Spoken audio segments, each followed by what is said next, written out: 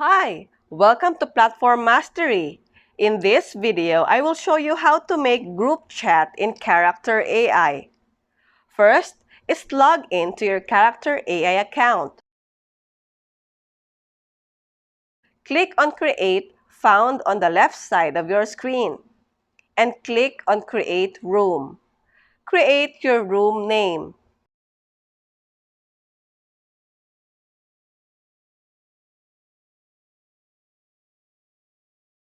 Add characters to your room by clicking on the drop-down menu and select the characters you want to add.